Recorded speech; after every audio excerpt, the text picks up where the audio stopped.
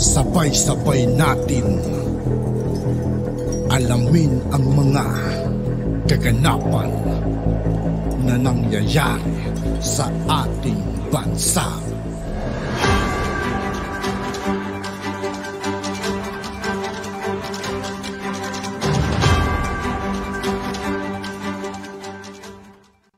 Yo, what's up mga kaibigan? This is I2K po again. Ngayon nandito ulit tayo sa channel ni Banat PH Update TV. Dito ulit tayo magbibigay ng komento at reaksyon, kaya samahan nyo. Guys, let's go!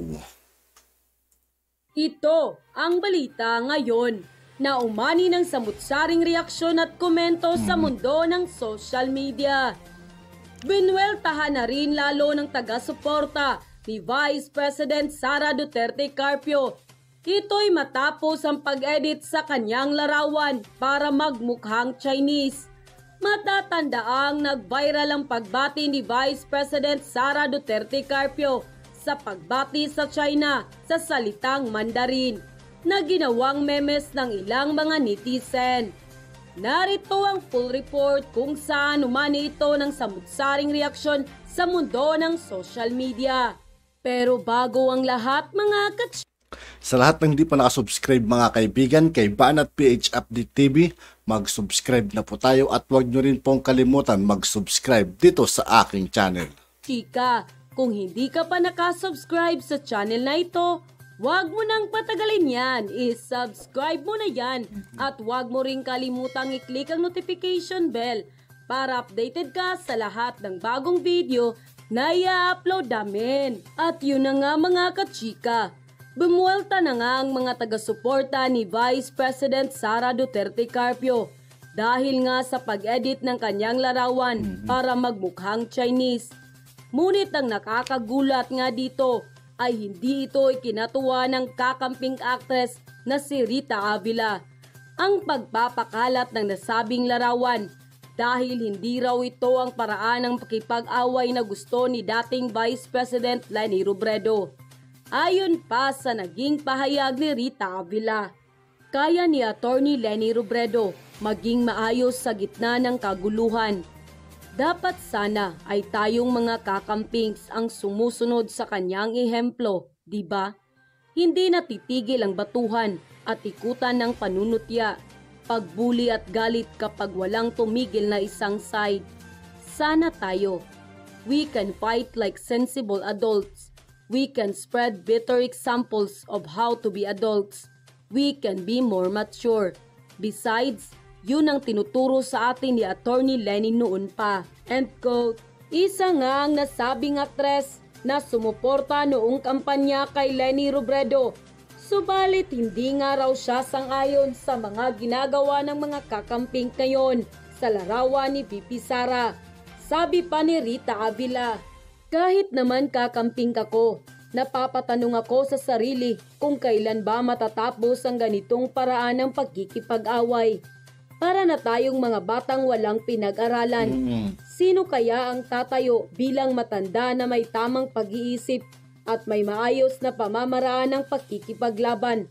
O sino ang susunod sa yapak ni Attorney Leni Robredo at Leni Robredo na kayang maging maayos sa gitna ng kaguluhan? Kakampings, sana tayo. #kakampings. End quote. At dahil nga dito, ay marami ang taga-suporta ni Vice President Sara Duterte Carpio na tila hindi kumbinsido at hati ang reaksyon kay Avila. Samantala, narito naman ang samut-saring reaksyon at komento ng mga netizen patungkol sa balitang ito. Ayon pa sa kanila, bastusan na talaga mga kakamping, mga walang modo, bastos. Kasuhan na yan, Vice President. Ang reputasyon nyo bilang pangalawang may mataas na posisyon sa bansa, binabastos ng hayagan. Ano na lang sasabihin ng ibang gumagalang at rumerespeto sa inyo? Gawan nyo na po ng aksyon. Dapat noon nyo pa ginawa ni President Marcos yan. Ang hangad at layunin ng Uniteam pagkakaisa, kaya binabaliwala nyo ang lahat. Pero sagad na po, hindi po mangyayari yon dahil andyan ang mga taong gustong agawin ang posisyon nyo. Kaya malayo pong mangyari yon. Siguro po, kung nag-concede si Madam Lenny ng maayos, yung mga supporters po niya titigil sa mga ganyang gawain. Kasi po, instead na mag-concede, sinabi pa po niya na di pa tapos ang laban. Kaya kung ano po sinabi ng namumuno, yun ang ginagawa at susundin ng mga supporters niya. Hindi na po kailangan ng nakakatanda para matigil po yan. Si Madam Lenny lang po ang makakapagpatigil niyan kung kakausapin niya ang mga supporters niya na tanggapin na ang pagkatalo nila at pigilin na ang pakikipag-away. Tumulong na lang sa pag-unlad ng bayan. Kapag si Madam Lenny po ang nagsalita, siguradong makikinig sa kanya lahat yan. Dahil supporters po yan. Dapat na po pakikipaglaban, nagkakagulo lang. Nawawala na ng respeto sa mga namumuno ng bayan. Tama na po yan. May nanalo na. Sumuporta na lang po tayo para sa ikabubuti at ikakaunlad ng bansang Pilipinas. Dapat po kay Madam Lenny magsimula para po gayahin siya ng mga taga-suporta niya. Ang payo ko sa iyo, Rita Avila, at mga kasamahan mong kakampings, hikayatin niyo ang mamama niyo na mag-concede. Maaring makatulong yan na mabawasan ang kabastusan ng ibang kakampings laban kay PBBM at VP Inday Sara.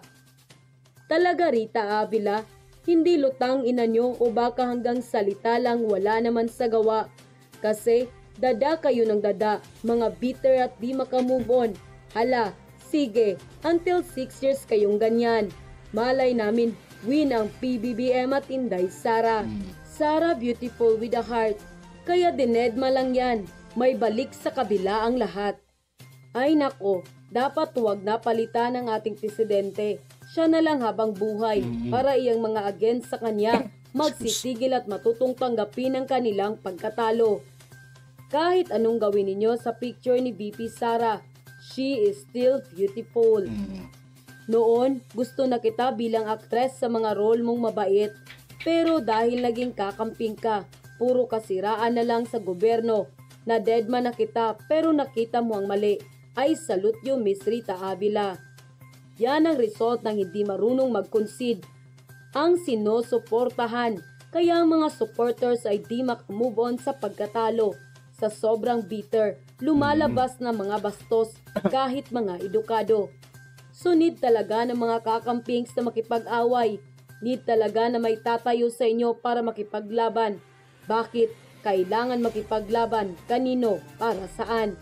Para patunayan na mas karapat-dapat kayo? Mas magagaling kayo? Mas matatalino kayo? I don't get your point by saying may matanda na may maayos na pag-iisip para makipaglaban. Puro kayo ganyan, kaya natatalo kayo sa eleksyon. Magpuna kayo ng maling ginagawa, hindi yung lahat na lang ng bagay binabatikos ninyo. Ilagay sa mabuting gawain ang mga talent na yan. End quote. At yun nga mga kachika.